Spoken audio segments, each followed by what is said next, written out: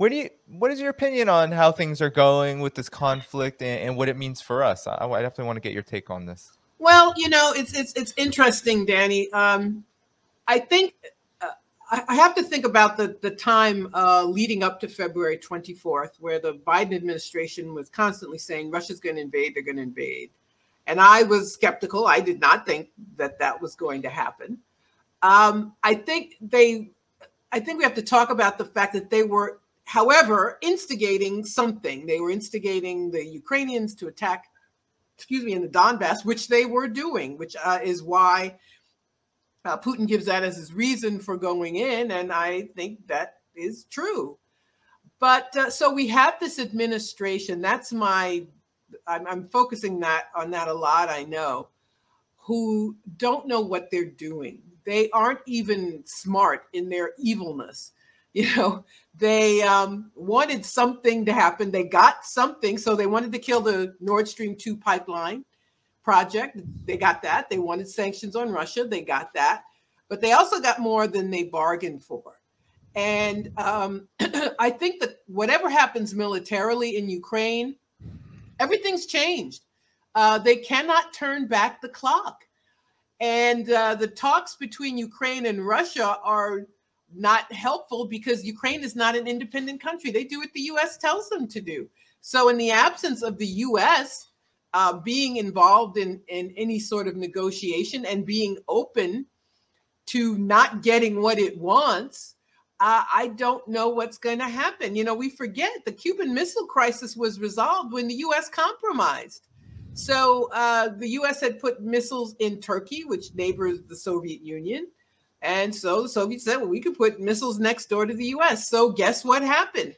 They took missiles out of Turkey. Nobody talks about that. But that crisis was averted with compromise.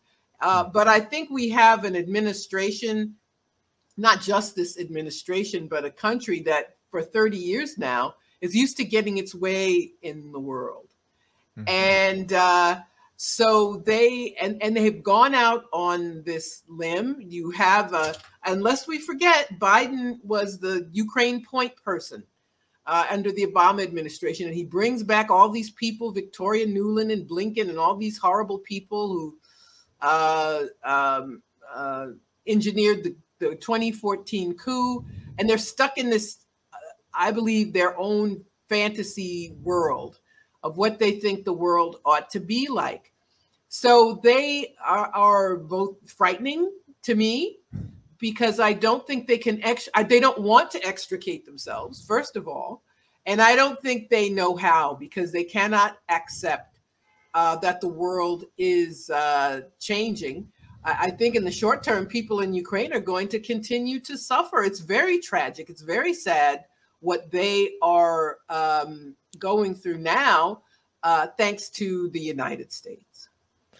Yeah, that's exactly right. And it is thanks to the United States because Ukraine was already in a pretty rough spot before Russia decided to intervene. It was already under the thumb of the IMF and having its economy plundered and privatized. And it was already in the midst of a civil war, which had taken thousands upon thousands of lives, most of them in East Ukraine, but really creating an untenable internal political situation, one that is very convenient for the US and NATO to exploit for their own ends. And I do believe that there is a possibility for an agreement to happen in the relative near future. It seems like the talks get more and more frequent. It seems that at least publicly, Ukraine's side is more and more willing to say that they are willing to listen to security guarantees on both sides and come up with something. The point that you make, though, which is, I think, 100% correct, is that the United States and NATO have absolutely no interest in coming to any kind of agreement. And we know that while they may not be directly involved, they are actually directly involved. This alliance is directly involved in whatever outcome occurs because it is Ukraine's government, which is honestly just following the diktats of NATO at this point. And so I think everything that you hear coming out of the United States, everything that you hear even from Europe, which has, I think, much more to lose in the United States. The fossil fuel corporations and weapons contractors based in the United States, right? These huge multinationals, they're happy. I mean, they're happy. They are so happy to see this crisis and this chaos occur because it's really good for their own interests in monopolizing the markets and reaping these short-term benefits. But for Europe, it's a disaster because an economic catastrophe is really just right around the bend. And we're already feeling it. All of us around the world are feeling it in terms of these huge price increases and inflation that was already really, really bad. It's only getting worse and worse. And so, yeah, I really, in terms of the U.S. and NATO's role, you all talk about it at Black Alliance for Peace, right? This full spectrum dominance model, this policy strategy of the United States, right? The Wolfowitz Doctrine, the center, the sort of project of a new American century. This is still the policy of the U.S. military. It's still the policy of Western imperialism overall. And that means that there is no room for diplomacy and negotiations. Even during the Cold War, diplomacy and negotiations were actually a critical feature of the Cold War because the United States had to save face, right? It had to save face amid domestic movements, right? Movements that were happening in the United States itself, around the Western world, for improved working conditions, against racism, Jim Crow, and exploitation. There was a real need to have a public face as this democracy, right, that actually engages with the world as a leader of the free world. Now, all of that rhetoric, all it really means is that the United States is seeking to project its military domination around the world, and it has not shown the capacity to negotiate for for really since the Soviet Union fell. We can see under Obama how much the Obama administration, while there were some, there was the Iran nuclear deal, there was some pullback around some of the most heinous parts of, let's say, the pivot to Asia, but at the same time, there was still this push toward. There was the coup in Ukraine, there was the coup in Honduras, there was so much strife. There was the war in Syria, the bombing of Libya, right? There was still so much escalation that I can't imagine under a Joe Biden administration that there will be some sort of curtailment unless the tables turn so much globally that the United States' hand is forced. And that in and of itself changes history, as you said. It changes history for good, really.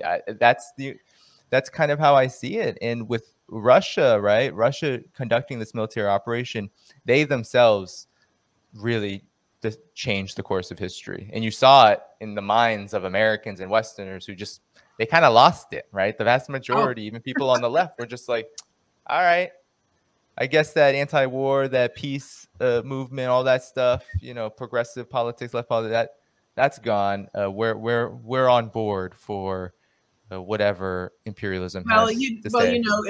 It's funny because we've had this conversation before, most recently with Dr. Montero, about what is the left, and we know that it's small. We have a lot of liberalism, but not a lot of true left-wing politics, and you see it when there's a crisis and this hysteria, this madness. When I saw the story about Russian cats can't be in the cat show, I thought it was The Onion.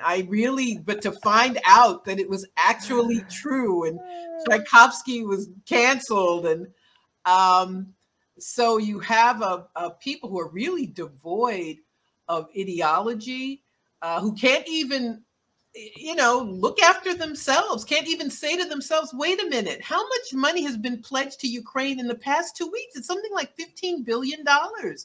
And we're told they can't continue the child tax credit. You can't have Build Back Better. Anything that benefits the people is quote unquote too much money. But of course, that's the purpose of war propaganda, right? You don't want people to stop and think. So whatever you know about Ukraine or imperialism, you should know about your own well-being and how it's being violated by the government in this effort. So I would hope that people could bring themselves to at least look after themselves and ask themselves questions about how this is impacting them, how this is impacting their lives and their communities. But it's really scary to me to see this level of I can't bear to read the corporate media. I mean, I know you have to know what they're saying, right? You can't just be ignorant of what they're saying, but it's just it's actually terrifying to me. They're just making up things about Russia. And I think we have to talk about censorship and, YouTube just getting rid of RT and other platforms, getting rid of RT and Sputnik, and people being kicked off of platforms. It's a bigger discussion, I know, but it's some people are now censoring themselves in order to be a part of these platforms. Well, we're using one now, aren't we? So it's a very interesting moment. It's been something I've personally been obsessed with for the past 3 weeks. I know you have as well, but I think the goal of the left must stand up. We must plant our flag. We must not back down. We must continue to talk about imperialism and oppose imperialism, and to engage in political education so that people are not confused and don't see or think of themselves, Russia's imperialist, so I shouldn't care. And instead of, this this very important picture of how U.S. and NATO have created this terrible crisis. So the left has to stand fast. Those of us who do get it can't give up. We have to keep getting it. We have to do what we're doing right now. We have to engage in political education. We have to say that, as you mentioned, the no-fly zone, the hashtag should be no-fly zone. And to get people thinking about the consequences of failure here, the consequences of war between nuclear powers. So this is, as bad as things may look, this is a moment for us to stand up and for us to prove that we mean the things that we've been saying and writing all these years. Yeah, it definitely is a moment of reckoning, and I can't imagine how anyone could not be obsessed if you're on the left, if you're on the real left, if you're an anti-imperialist, if you're a revolutionary, if you're of a political tendency that sees the need for massive social transformation in the United States and in the Western imperialist orbit. I can't imagine how you couldn't be obsessed with this moment just because of how rapidly things are changing and how, while none of us really predicted that this was going to happen in the moment that it did, we now have the opportunity to attempt our best, in our best way, the writing of history and the making of history, because that's what's happening, right? Regardless of what you think of what Russia did, I mean, Russia, by doing this, is saying, no, history will not just be written by the US and NATO. It will not just be written by those who claim that they have some sort of hegemonic hold on this world. Russia said, no, we have a lot of interests that aren't being met, and we've sat by for a really long time and allowed a lot to go on. And a lot of that was because there were just so many considerations. And now, this is it. Like, this is what we have to do to gain our security guarantees, to have our sovereignty be respected. I mean, this is the limits of the international order, right? Of this UN international system is being challenged right now, because for how long? Since 1945, these Bretton Woods institutions, all of them, have been unable to arrest this very development, this creep towards World War III, this reemergence of a new Cold War. They have not been successful in doing what they said they were going to do, which is end history, end communism, and then we'll have peace on earth because capitalism will just run wild, and they didn't tell you that capitalism equals war, that capitalism relies on war, and that if capitalism is unleashed, that it will actually just lead to the very scenario that we are in. So I do think that there are opportunities here, especially when it comes to us on the left, to continue to increase this internal struggle that we are in, right? Because while neither of us would claim that we were on the Sanders end of the political spectrum or even the squads, right? Neither of us were ever there. I mean, we were always further to the left on the spectrum, but at the same time, we understood how important it was to engage with that development. And now we're seeing the entirety of that trend really get on board with this new Cold War, with this anti-Russia sentiment. We see the entire Nation magazine, right? Even before Russia conducted its operation, was basically becoming an anti-China operation. I mean, I had written several articles about pieces in the Nation that just regurgitated these new Cold War talking points. And one of them, which was supposedly this profile of the left's position on China by this guy, David Klein, he literally talks to Matt Duss, Bernie Sanders' foreign policy advisor, who actually calls for sanctions against China. Like that's the left position. He says that we need Magnitsky sanctions on China in order to hold them accountable for human rights. I mean, this is where we're at. And then what happens when Russia began its military operation in Ukraine? Bernie Sanders was right out in front, put out a statement and said, we need to sanction Russia and basically starve Russia, right? I mean, this is how I think just mind warped these so-called social democrats, this Bernie Sanders end of the spectrum really are, is that they really do believe that you can have progressive change in the United States while having a really aggressive posture that they don't even understand is aggressive, because they really do think that sanctions is just gonna, I don't know, put Putin in his room or something, right? Ground him. No, it's not. Actually, all the sanctions are going to do is it's going to destroy or at least hamper Russia's economy, and it will also hamper the global economy, which they always do, and they are now. And so, anyway, I just think it's a really important moment to continue to counter them. I'm hoping that if nothing else, even if people don't understand everything that they should, that the era of thinking the U.S. can always get its way is over. And I hope if people don't know anything else, that they know that there are other forces in the world that can tell the United States, you know, that thing you wanted to do, well, you can't do it.